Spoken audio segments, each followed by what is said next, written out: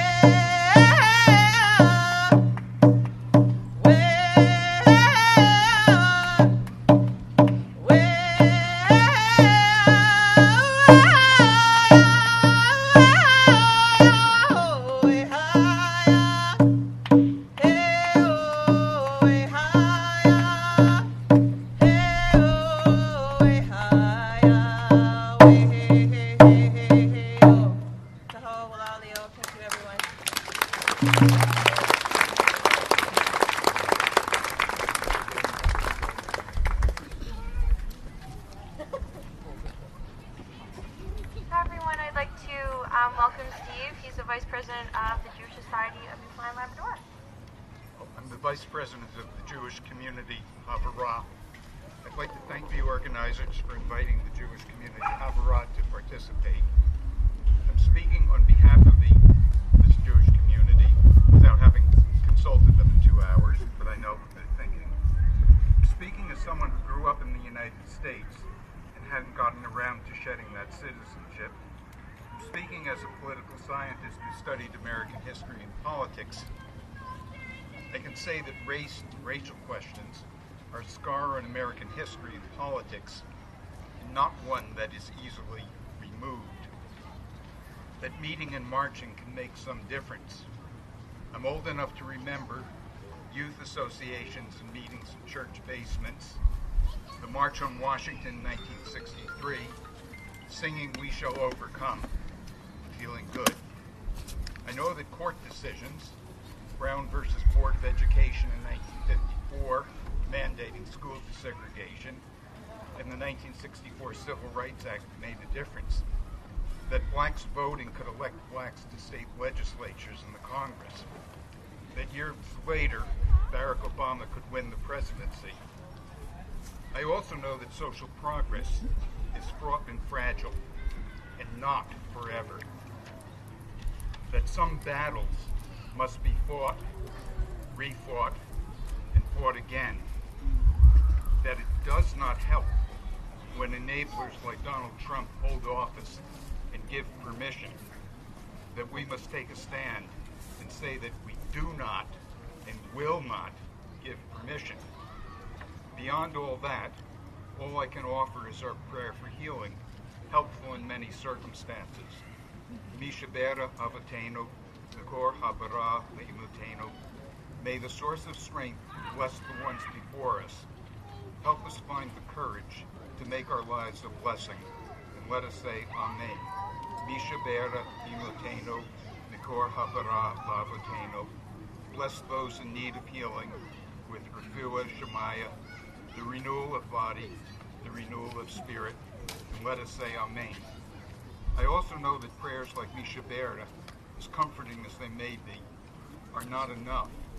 If prayer were enough, then the prayers of black women alone, and many others, should have been enough. That the least we can do is stand up and say, no more. That this is not just an American problem, it is ours as well. Thank you. Hi, next I'd like to welcome Rissa to say a few words. Can everyone hear me in the back? Back? Okay. First and foremost, I would like to highlight the significance of the land acknowledgement and song that Janelle has graciously done for us, especially in the context of the ongoing state-sanctioned violence the people of Labrador are facing to this very day, and colonialism that Indigenous people face across Canada. My name is Risa O'Malley, and I'm speaking to you today as a racialized woman, and also in my capacity as a racialized students representative of the Canadian Federation of Students, Newfoundland and Labrador. This weekend was a very emotionally heavy weekend. The march of white supremacists and the violence they have inflicted in Charlottesville is disgusting and outrageous. Let me make it clear that this was a direct public display of intimidation and violence against people of color, immigrants, Muslims, and other minorities. However, it is not at all surprising, particularly from the perspective of a racialized woman. Charlottesville is a symptom of a disease that Black and Indigenous people of color have been trying to draw attention to for a really long time. Now, I hope everyone is waking up. This is not new. May we also never have to remind you that this right here is our space as people of color. People of color have always been talking about the racism and violence we experience on a regular basis. Heather Hare is not the first death at the hands of white supremacy. In the past couple of years, we have mourned the deaths of Michael Brown, Philando Castile, Alton Sterling, Eric Garner, Andrew Loku, Jermaine Carby, Sumaya Delmar, Abdirahman Abdi, Trayvon Martin, Sandra Bland, and countless others due to police brutality. White supremacy also resulted in the deaths during the Quebec massacre earlier this year. Azirine Soufiane, Khaled Belkacemi, Abubakar Thabti, Mamadou Tanu, and Ibrahima Barry, and Abdelkrim Hassane. We also need to talk about 20-year-old DeAndre Harris, a Black man who was assaulted with metal poles by the Charlottesville white supremacists. We need to condemn these acts of hate while also acknowledging and doing the work to resist the ongoing colonialism and systemic racism on our own soil. Being passive is being complicit to a system that continuously hurts racialized communities and emboldens white supremacists. We need to listen and stand with the Labrador land protectors who are being ignored, silenced,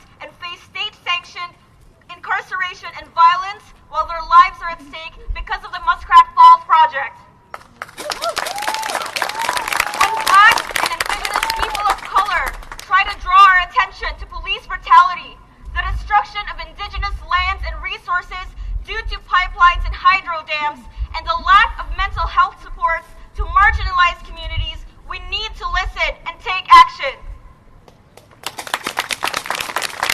When racialized, queer, and trans folks are disproportionately unable to access post-secondary education, healthcare, and housing due to dismal government funding, we need to hold our leaders accountable and demand they listen to the communities they vow to serve, especially those who are most marginalized. Events like these can make us feel powerless due to fear and grief. And by all means, take the time to grieve, heal, and take care of ourselves. But once we have dried our tears and regained our strength, we have a lot of work to do within our own communities, province, and country.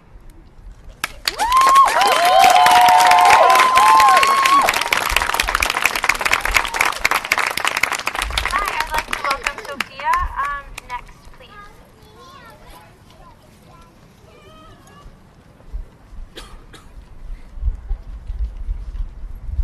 Hello folks, my name is Sofia Descalzi, and I hold the identities of a white-passing Latina immigrant. I'm not here to talk to what happened on Charlottesville directly, because if we are congregated here, it's because we reject the white supremacist riot that sprouted on Saturday, and because Riza has already eloquently explained it. On this point, I just want to mention that racism is well and alive in Canada too, not only the United States. We have seen it with the Proud Boys in Halifax, the Aryan Ward in Alberta, the Canadian Nationalist Party, among other white supremacist groups that terrorize racialized communities. Shame indeed. Therefore, I'm here to further the conversation about what we can all do to combat not only overt and explicit demonstrations of hate, but systematic racism as well. I am aware of the color of my skin grants me certain privilege reserved for white people, and the way that I experience the world is not the same as my cousins, my aunts, or my grandmothers. So when white supremacy becomes bolder and bolder, and police brutality continues to be normalized, I know that they, along with other people of color, are in great danger. I cannot keep my mouth shut, because when we do that, we become accomplices. So let's put our money where our mouths are and be serious about being useful allies. Allyship is a verb, not a noun. If you have the means, please donate. There are many organizations that desperately need resources right now, such as the Charlottesville Pride, Beloved Community Charlottesville, Legal Aid Justice, just to name a few. Also take the time to donate to local organizations that advocate and provide resources for marginalized people, especially the Labrador Land Protectors, for their continued efforts to save their communities. I will also point out the purpose of this vigil. It is important that allyship is not selective to certain profiles, because then it is not true allyship. If this event is an initial step towards fighting white supremacy and racism in St. John's, that's great, but also long overdue. I look forward to strengthening anti-racist coalitions, investing resources in anti-racist education, and supporting the voices of racialized people. And that means passing the mic at this event and all events. Precisely because racialized people are silenced by white supremacy, these voices will be eclipsed by the ones that enjoy white privilege. If this event is to make white people feel as they're fighting racism, then let me say that there's no room for white benevolence in allyship. I sincerely hope we continue this sometimes difficult but necessary conversations and work together to build a fair and equitable community. Thank you.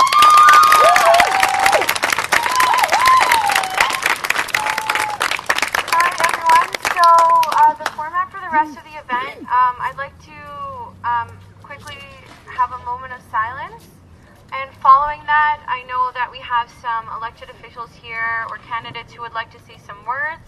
I think it's really important that people in elected positions and in positions of power condemn what happened this weekend. And then after that, it's going to be open mic. So anyone who wants to come up here and share their thoughts can kind of congregate over to the right or left side, depending on where you're standing, and kind of form a line. Left? Okay, let's go with left. All right, so now I'd like everyone to join me in a moment of silence for not just Heather, but everyone who has been a victim of white supremacy and intolerance.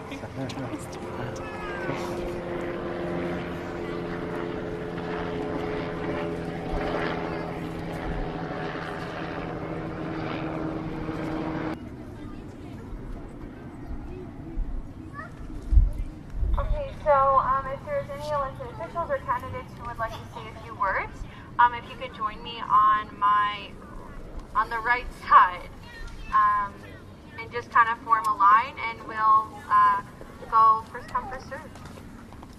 And this is Hope Jameson, candidate for Ward 2. Hi everyone. I wish we didn't have to be here, but we are. So do me a favor, look to your left, look to your right. Here's your community. So together, we have to work hard to learn, to educate ourselves, to hold each other accountable for building a better world. This needs to be an active resistance. We see this tide of hatred rising, not just in the States, but everywhere. This is not news to people of color that these things happen in this place. So we, if you enjoy the privilege that I have as a white person, need to work to educate ourselves, and if you see something, say something. If someone makes a joke, it's not funny. Make it clear that this is not acceptable. We have to work together to change this. We need to raise our children to understand that all lives are equally valuable. So that's something that we can do together. Look around, make a new friend, and commit to doing this together. Thanks.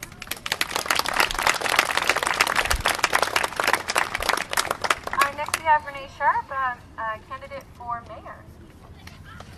Woo! Thank you. I'm not here as a candidate for mayor right now. I'm here as a community member and a woman who does anti-violence here in this city. I'm here as a white person who will never experience the violence and racism that other people here experience, and I'm working towards being a better ally. So I want to thank the communities who have invited me into their communities to teach women's self-defense, working against hate, working against the bullying that they experience, working against the violence that they experience on a daily level, both personally and institutionally. I want to thank the St. John's Native Friendship Center for inviting me into their community to teach my work in Labrador, and being invited into the junior high school in Shahashi, where I worked with grades 7 to 8 young women who experienced violence that I would never be able to speak to. But I stand in solidarity to their resistance, because their resistance is huge. On the second day of that course, I taught a Thursday and a Friday, and on the end of the Thursday, the teacher said to me, "Don't expect the ladies to come back for the last day of your course, because we have no buses to get them to school on Friday. We don't have enough funding to afford those buses." And the next day, every young woman came to my course because they walked. It speaks to people's resilience in their communities. It speaks to their power, and I will not take away their power, but I will stand in solidarity with the struggles that they have and just be a listener. I won't take up too much space on this. I want to invite every other person in the city to work hard to be a better ally, because it's more than just saying we are allies. It is work, it is listening, and thank you for inviting me and taking up space in the way that you are today. Speak out against hate for anyone in this city and abroad. Thank you. Thank you so much. I'd like to invite Sheila O'Leary to have the mic.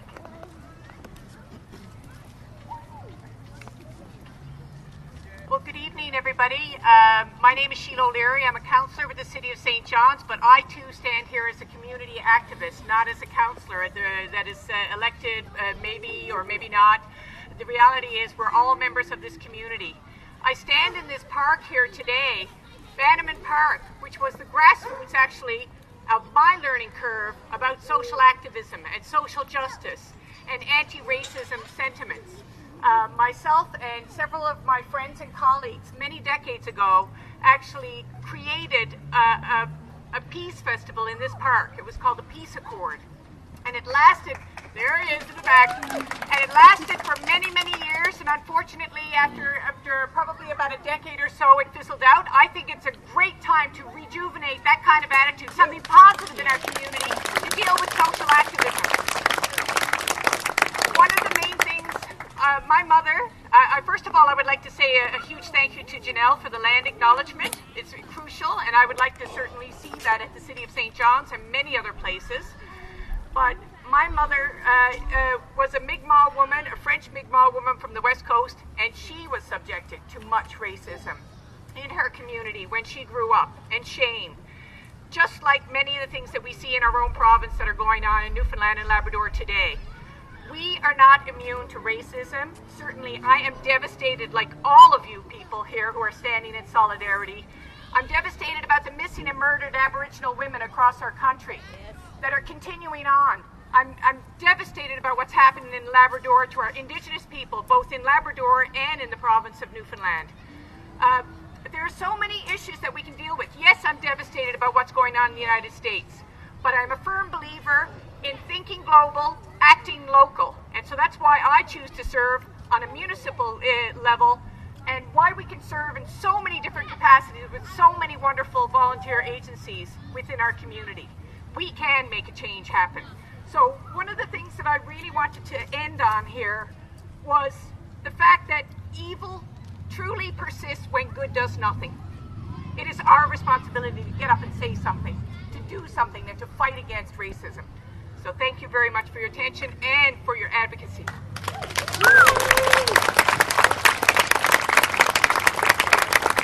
I'd like to welcome Pauline, if you'd like to say a few words.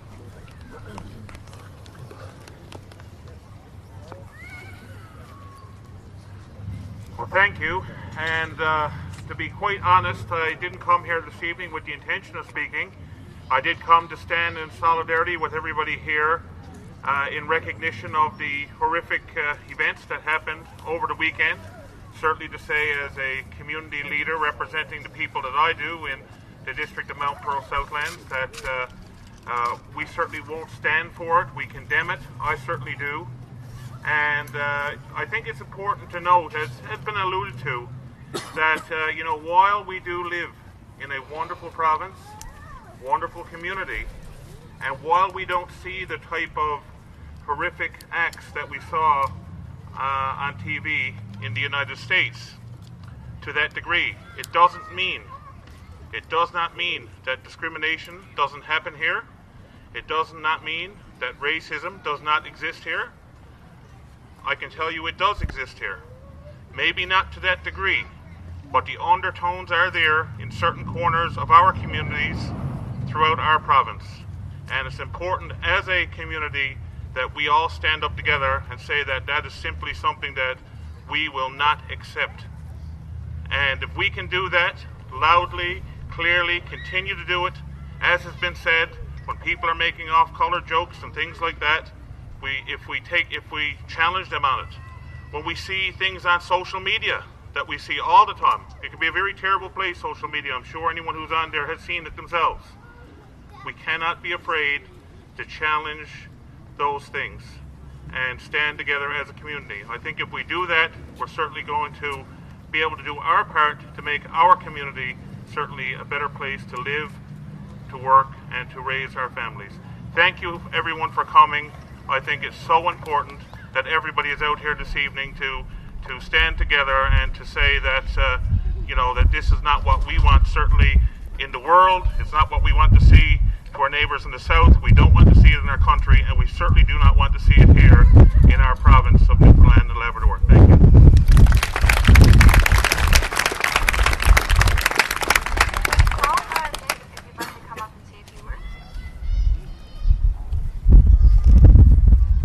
Thanks, Lauren, and thanks everyone for coming out here tonight.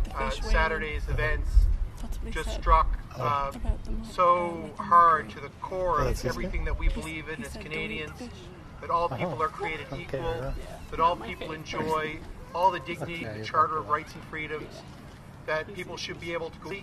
And like all of you here, protest against racism, against fascism, against white supremacy, and to be able to do so without the fear that a lunatic, a terrorist, someone with such evil vindication in their hearts to drive their car through a crowd of people.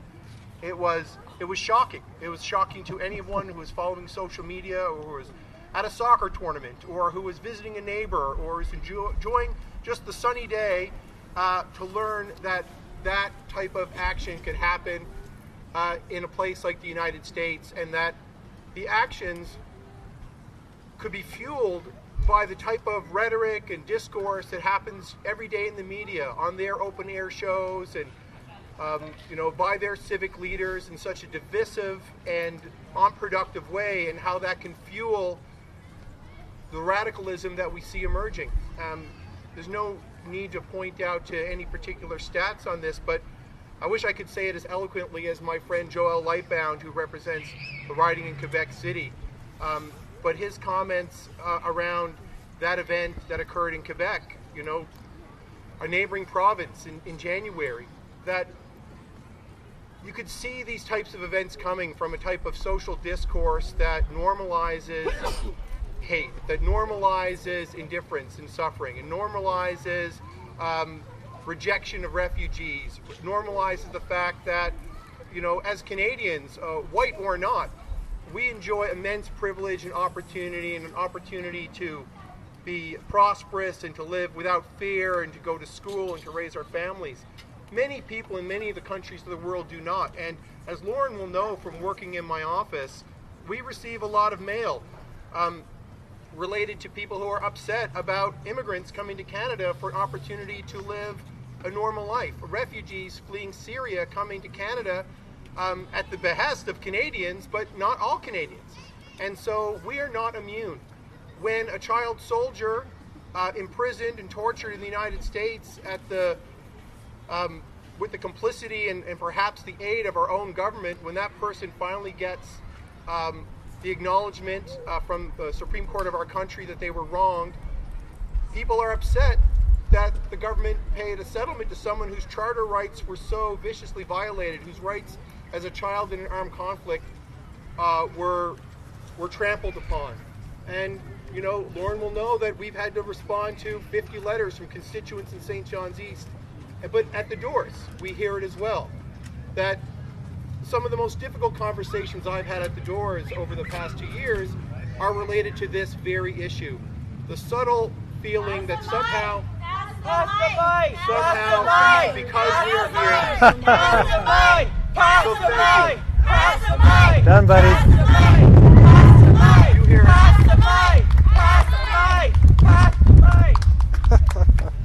As I said before, everyone will get the opportunity to speak. We're having an open mic now, as I said before. So thank you, Nick, for your remarks. And now I'd like to have anyone who would like to come up and say a few words, if you could limit it to about 2 minutes, just so we can hear from everyone, that would be great.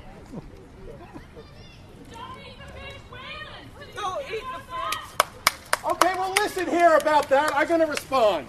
If anyone had... Hold up! 1 second! 1 second! It does not take! 1 second! So 1 you second! got the Thank mic? you! This is ridiculous. 1 second!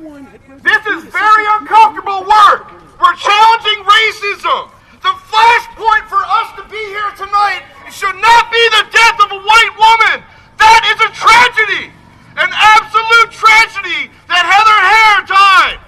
Died at the hands of a white supremacist! But guess what? We should be here because there's Nazis in the streets! What's wrong with us? The flashpoint! That's the situation! Yes, we need to mourn the death of an activist at the hands of a white supremacist. Absolutely. But when we have Black Lives Matter across the country calling for safe space in pride marches and that there's reform needed amongst police forces, when white people tell them to step back, be afraid, that's not okay. When we have our federal leaders telling indigenous activists to not eat their fish, that is not okay. That is stop. I am racist.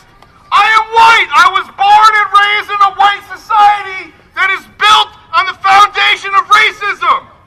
That is something that I try to unlearn every day, and I know many of you try to unlearn every day. But that does not mean that we are not racist. We are complicit in this. Challenging racism shouldn't just happen when a white woman dies at the hands of a white supremacist. We gotta challenge it every single day. When an elder from Nawashish or Sheshashi or any indigenous community in this province is locked away, we need to challenge that. When gym learning is being harassed by the RCMP, we gotta challenge that. That is racism. It's not good enough for us to get together like this and have a safe love-in. It's not good enough. People were speaking about challenging racism. We have to do that work. We have to do that work. Nazis are in the streets. That is the flashpoint.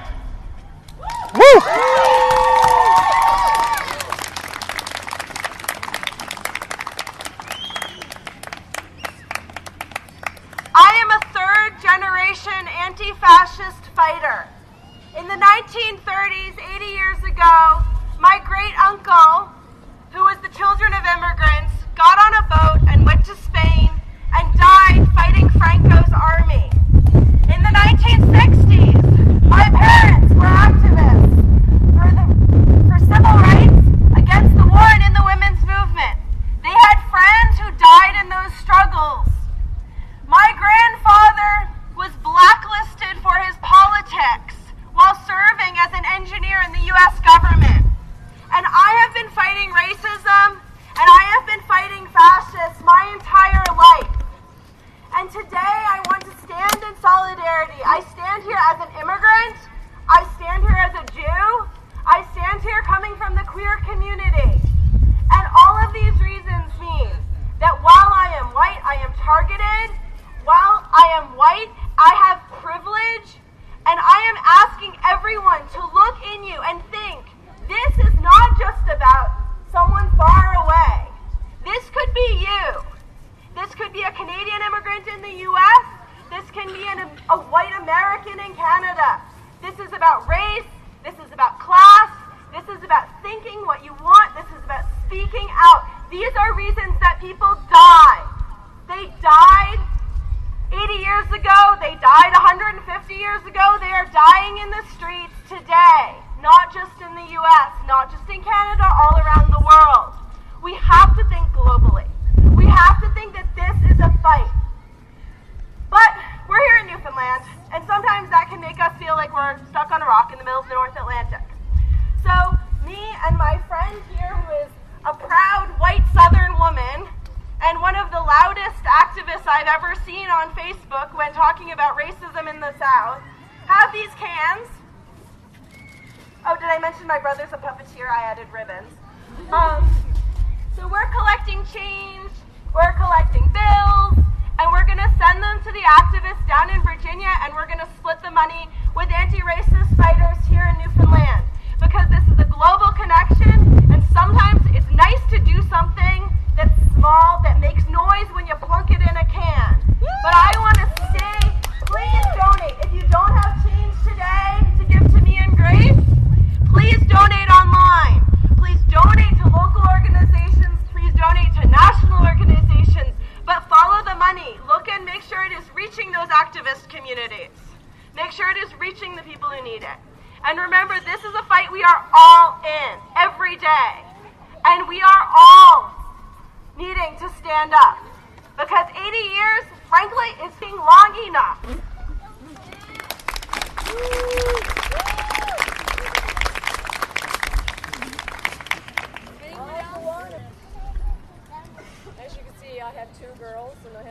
is not with me. Sorry. I have 3 girls all in total, and I'm just going to educate my children how much racism really do hurt. We are all equal. We are all one. I would like for everybody to hold hands, if you can, please and thank you. And just say, all for one, one for all. We are Newfoundlanders. We're from everywhere on this earth, but we're all one. And we can make a difference with our voices. Thank you very much. Woo.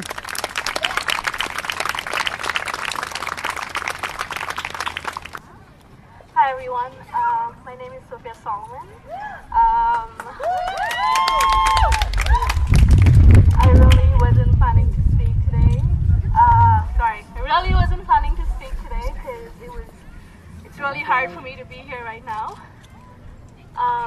But with all the speakers that we just had and all the allies who voiced their voices, really did give me the strength to come up here, and I do want to thank all of them for the words that they said.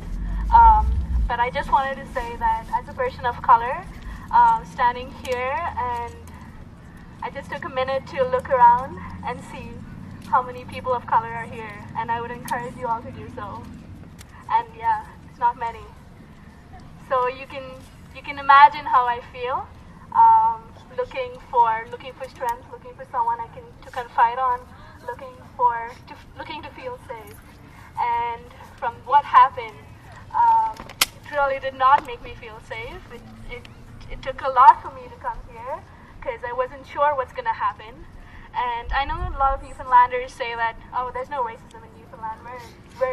We're the best people, we're the nicest people, and yeah, you are, but it doesn't mean there's no racism here. And as a person of color, I can tell you that I have felt it, and it's really hard to point it out because you say it in the nicest ways, and of course, like, you wouldn't even know that you're actually being racist. But if you're gonna point out what my intentions are, why am I in this house, what am I planning to do here, where am I going, where am I from, what background do I have, and ask me questions like that about my identity, that is being racist. And I think people need to realize that and be a bit more sensitive when they're talking to other people. As an international student myself, I came here for education. There are a lot of students here who have come here for a chance to education. And we come here to feel safe because we want the best from life, and we are fleeing from places of conflict. We are fleeing from places where we don't feel safe, where we don't have freedom, and that's why we come to Canada. Well, that's why we come here.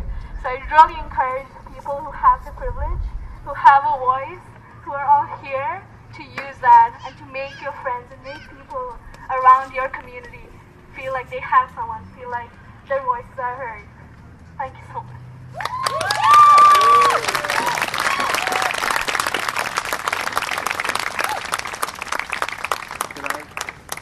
Yeah, I'm just gonna see anyone else. Yes, please. Hi, thank you. I just sort of want to echo those previous sentiments. I moved here about a month ago. I moved here from Ontario, but I'm Egyptian. And I get about every single day a very friendly, where are you from? And my response is, it's a little town called Cobourg. It's in between Toronto and Kingston. And it usually stops the question, but it's not the question that's being asked. I work here as a doctor. I've been asked if I'm the housekeeper, while wearing a stethoscope. And it's or the question of the mere surprise that I could be a doctor or could be your doctor. This exists in Ontario, and this exists here. This is not necessarily a direct criticism. This is a human criticism. This is a thing that happens. I don't really know. I'm very happy that this exists. I'm very happy that there's this event. I'm very happy that you're all here and that we're here and that we're speaking out against racism. We're speaking out against white supremacy.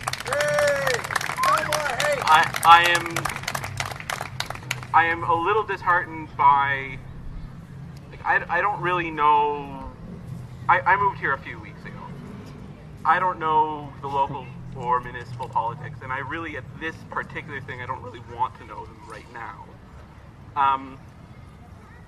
I really enjoyed the reminder that there's racism everywhere, there's racism in this community and every community that I've ever lived in.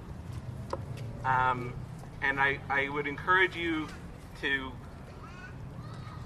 keep that message and remember that message despite who's telling it to you.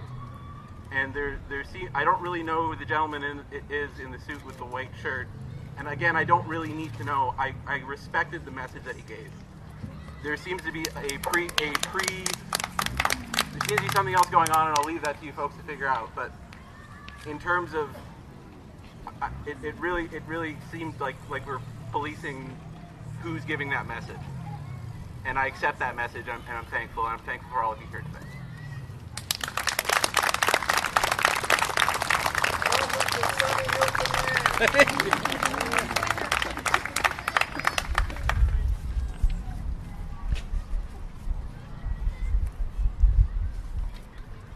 I guess if there's no more speakers, I'll just close by saying thank you everyone for coming.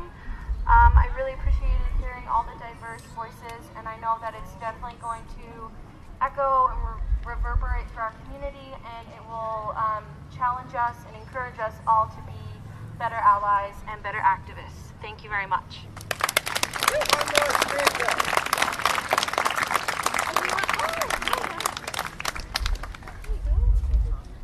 So you just hold the button and speak in it, okay?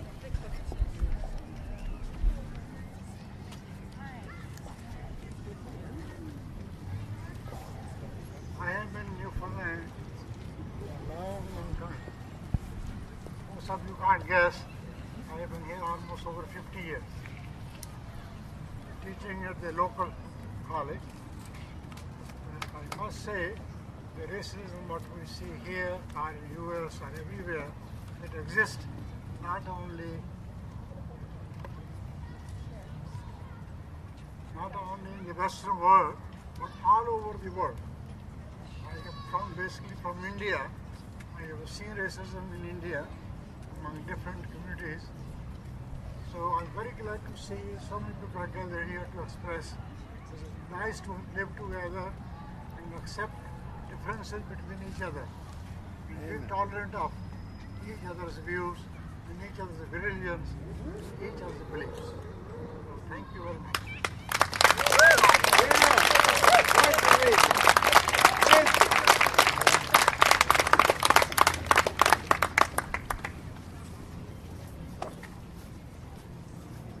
I want to speak. Go ahead. Thank you, Open ma'am. the mic. I don't know how you I crossed the border last night from the United States, and I asked for refugee asylum. The guard said, "Do you want to stand outside with the thousands of people that are stuck there?" I said, "Not particularly, but I'm serious about seeking asylum. I'm a gay man that's fleeing America. The man that's in charge of our country is a madman. He's equal to Hitler. The seniors active in the gay environment met in St. Petersburg the night after the transgender people lost their rights by one little tweet. And we said, we're next. The paper read the next day, gay rights challenge. We said, what the hell does that mean? We can't conceive of what does it mean. And Mike Hirsch, who was a Nazi survivor, his family fled the Holocaust, said, revolution. We have to revolt. Revolution now. This is from fat older white men that have money in Florida that are gay, and we know we got to get the hell out and save our asses, just like the poor people that didn't get out in Nazi Germany. I'm here now, and I'm seeking asylum. My people came out of Calvert during the Depression, starving, went to Brooklyn, and my parents, my father worked all his life. All he wanted to do was come back to Calvert and die quietly. I'm going to do that if Trudeau lives to his promise and lets us flee. We need asylum. We have to get away from the madman. He singled out the transgenders. He singled out the gays. Who's next? We don't know, but there will be next and next and next. Let's send him a message. We want you to wake up and realize we Canadian people will not tolerate your madness. Stop it. And let the refugees come here and give them a life. Amen. Woo!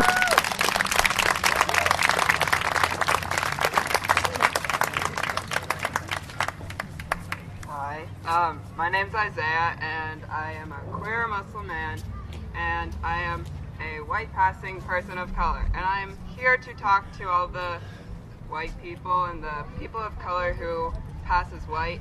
And just a reminder to call people out very aggressively when they say microaggressions. So I'm just gonna tell a story. So I was on a date with this guy, and then he started talking about Muslim people, and he thought I was not Muslim, and I was like, funny that you'd say that you hate Muslim people because you're on a date with a practicing Muslim man. And he went red and tried to wiggle his way out of it, just like all the white cis-het dudes do. So I'm just here to tell everyone to pick out the microaggressions and confront people and punch Nazis. So